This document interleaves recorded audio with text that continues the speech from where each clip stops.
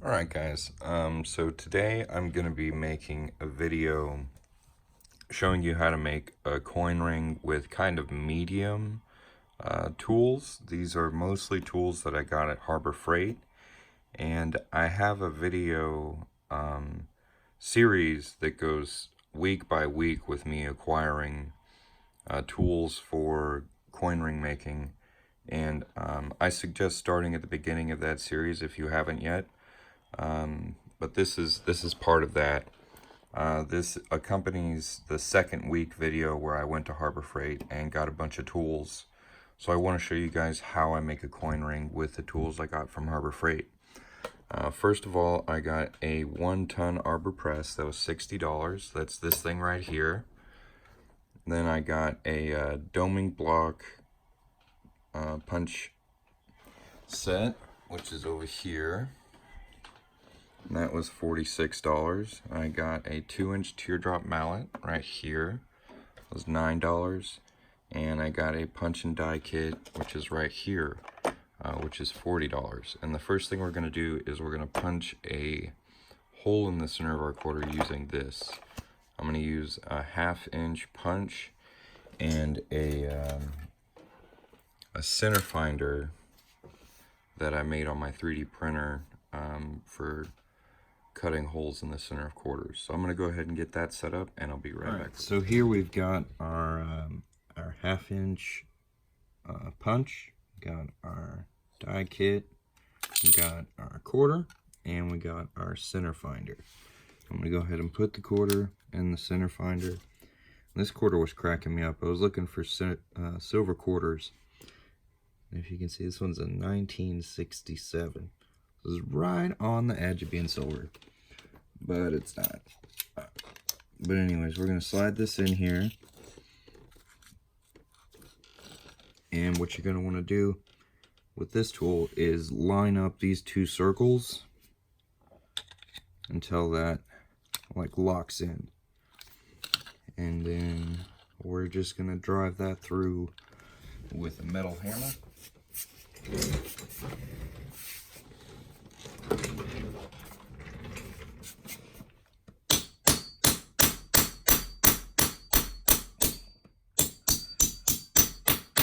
Not too bad.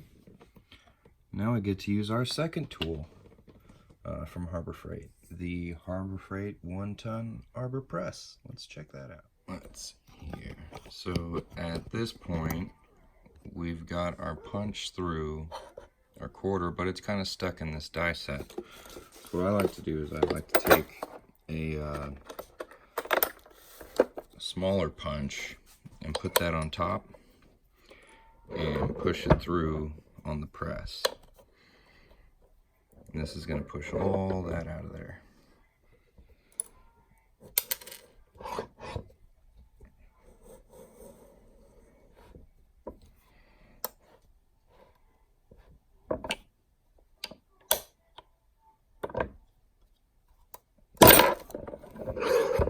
There we go.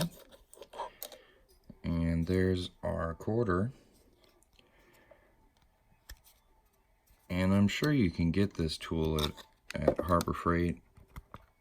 I didn't get mine there. I got mine at a local hardware store. It's a deburring tool.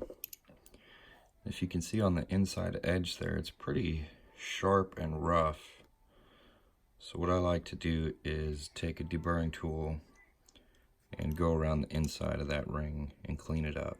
I'm really trying to show you guys how rough that edge is by zooming in here, and I'm going to try and show you me deburring this, but it's really tricky. My hands get in the way. We're just going to get rid of all that rough edge.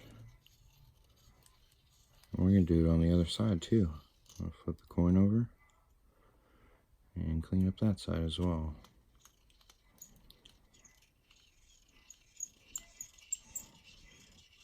I like using this a lot more than like sandpaper or something like that, because there's less chance of me scuffing up the details on the coin. With this thing, I've had bad luck with sandpaper, and scuffing up the coins. So this keeps them a lot cleaner, at least for me. Now we're going to go ahead and fold this in the doming block. Alright, so to use this doming block that I got on this press, I have to take this off. Just because this plus this thing is just too tall. Now, since I've been doing this, I prefer to use these ball bearings, which I got on eBay, to press the coins. But since we're doing a Harbor Freight special, I'm going to use this one. If you'd like those ball bearings, they'll be linked in the description below. We're going to want the date on the outside of the ring. So we're going to put that face down. And I just like using the ball bearings because it's easier to get everything lined up on this first fold. With these punches, you have to line up like the shaft of the press, the coin, and the punch. With the ball bearing, it pretty much stays in place. So there's just one less element, like where something could go wrong. And as you can see, you can still do this with these. I just prefer to use the ball bearings because I don't have to pay as much attention, honestly. Alright, so we got that done. Now we're going to stretch this ring out. Okay. Excuse me, I'm over here knocking stuff over.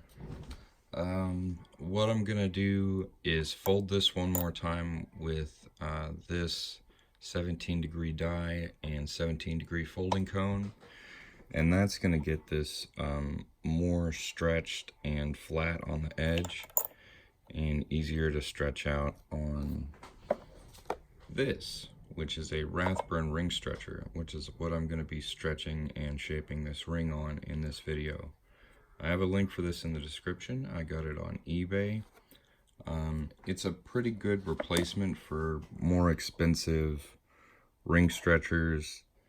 I like to think of it as like a middle way between pounding on a ring on a mandrel and buying a $100 to $600 ring stretcher reducer. Get yourself a Rathburn ring stretcher, and you'll be like more professional.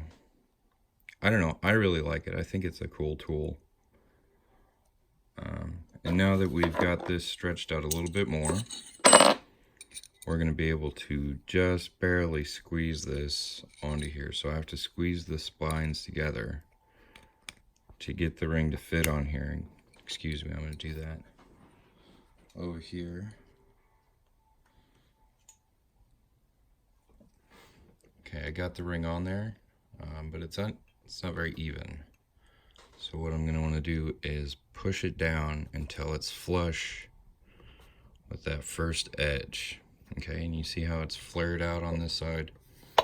And it's not even perfectly circular, right? There's little imperfections.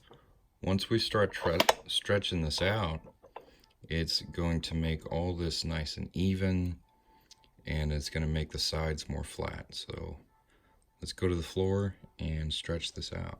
Alright, so we've got our Rathburn ring stretcher set up here. We've got our expanding rod or whatever stuck in it. And then we've got the base underneath. And we're just going to drive this down and stretch the ring out.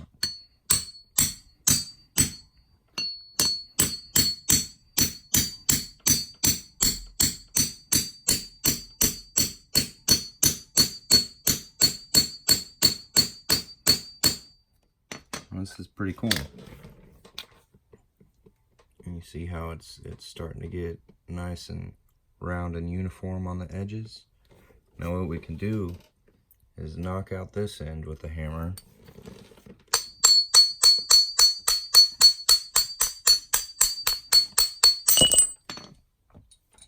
And then move this down to the next one, because it's not quite even yet. We'll keep going.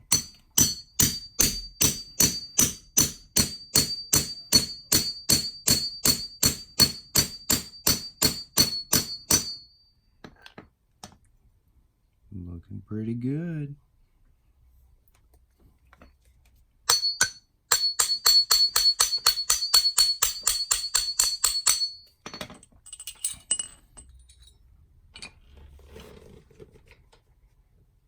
Now, as you can see, we could call that a ring right there, and it would fit.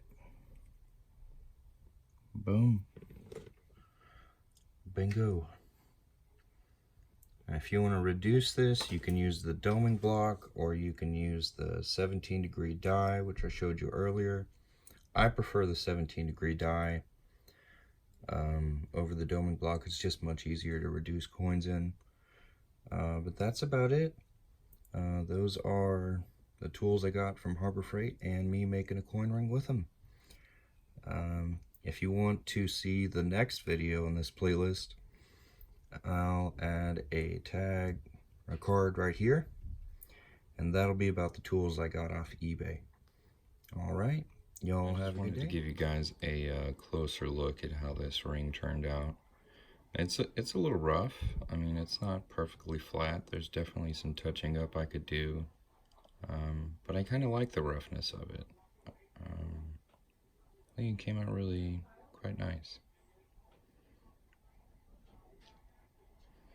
So again, if you like this video, subscribe to the channel if you want to see more coin ring making videos like this. Give me a thumbs up, leave a comment, and as always, have a great day.